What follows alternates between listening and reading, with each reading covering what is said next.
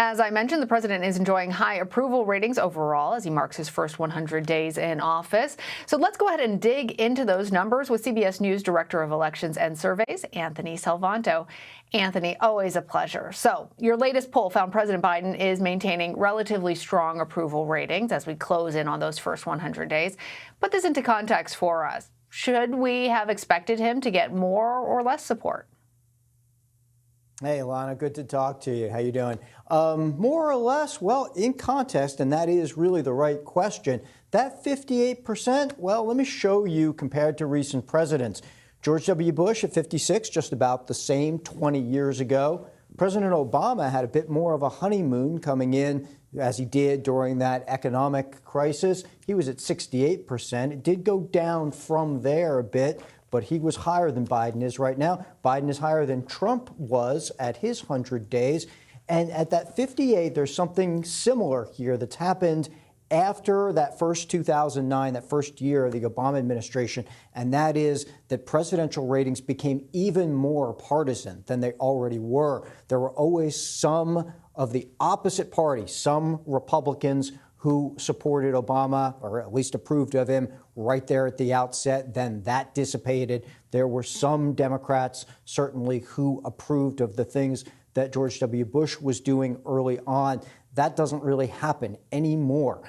Since then, and that's what I'm talking about, the 35, 31, Donald Trump got 10% of Democrats early on, and Joe Biden gets just 16% of Republicans. So that's some context for you. What it tells you is that Joe Biden is doing very well among his party, among Democrats, and he's doing very well with independents. That's how he gets to 58. But, you know, you talk about contextually the partisanship that goes on today, and that's one clear example of it, Lana.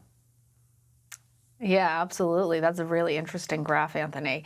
So what issues is propelling President Biden to his highest marks? Okay, so this is really about his handling of the coronavirus pandemic. And it's really important because, I'll show you in a second, a lot of people voted for him for just that reason.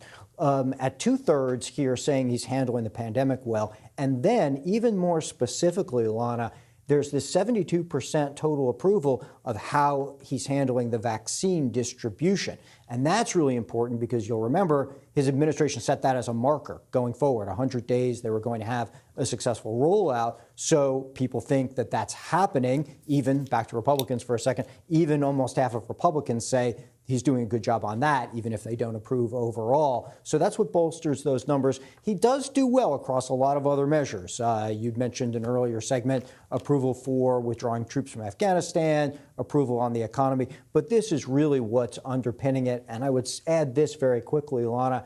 If we flash back to the 2020 election and we look at where voters thought that Joe Biden would do better on handling the pandemic, that 53% that I show you to Trump's 43, and then Joe Biden turned around and won over 90% of them. So this is really a classic case of people thought you might deliver something, and then 100 days in, they think you're delivering it, and that bolsters your numbers, Lana. It's interesting to see how the Republican support, I think you said it was 16% overall among Republicans for the president's job. But when it came to handling the coronavirus, that number shot up to 43%, even if it's not a majority, that demonstrates that that issue has been so important. And Mr. Biden has certainly been delivering on that, at least in the minds of voters. So let's also talk about this polarization. I started to get into this in the last segment, but Mr. Biden really assumed office during a time when our country feels incredibly polarized. How big of a challenge has this been for him? Yeah, look, it doesn't just feel polarized. It is by every, empirical measure that we have. There is a lot of polarization. So you're absolutely right. Couple of things. One is when we look at a president's personal qualities, and especially in times of crisis, people look for certain qualities.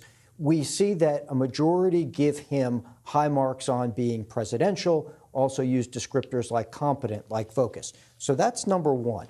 Number two, then, is we look at whether they think he's trying to reach out across the aisle, at least making the effort, because you're right, he did promise some bipartisanship. Well, majorities say that he is, But there's some roadblocks to that. And one of them, which is proving to be a large one, is that a majority of Republicans, a big majority of Republicans, still don't say that Joe Biden was the legitimate winner in 2020. So you can imagine that puts pressure then on the Republicans' congressional delegation if their rank and file doesn't say that about the sitting president. You're talking about working across the aisle. That obviously seems to make it a little bit harder to do. And, I would add this too. I mentioned the approval of removing troops from Afghanistan. That does, to your earlier point, about getting particular things where you can find cross-party agreement. That's one of them. But on balance, you clearly see those hurdles and that resistance from Republicans, many of whom want their congressional delegation to oppose Joe Biden at every turn, Lana. Anthony, can you go back to the slide just before that? I thought that was really interesting, and I wanted to ask you a question about this one. Yes, there we go. The legitimacy of the election, the 2020 election. I see that was taken just recently, April 21st through the 24th. Have you noticed have we done polling, or have you been able to see if there's been any change in the legitimacy question, or that number has been static? We have been polling on this since, and by and large, that number has been a majority of Republicans not saying that Joe Biden was the legitimate winner, no matter how it's asked or how it's presented. Yeah. So that's something that, again, when you look at how that then plays out going forward, the fact that so many Republicans believe that, what does that do to their rank and file congressional delegation when they turn around and say back to their voters, oh, well, we're working with Joe Biden, when many of those Republicans don't want them to work with the current administration. And that we see in the polling as well. Now, it doesn't mean everybody, right? And I should emphasize that. There are Republicans who say they'd like to see common ground found. And there often are, no matter who's in whatever administration. And that's a sort of a truism of American politics, too. But it's those most committed voters, those voters who are paying a lot of attention, who are most ideological, that really feel strongly about this, Lana. It's so interesting, and it's so interesting, as you say, how that then plays out on other areas where the two parties might actually find common ground. Anthony Salvanto, I always love digging into the numbers with you. Thanks for being here. Thank you.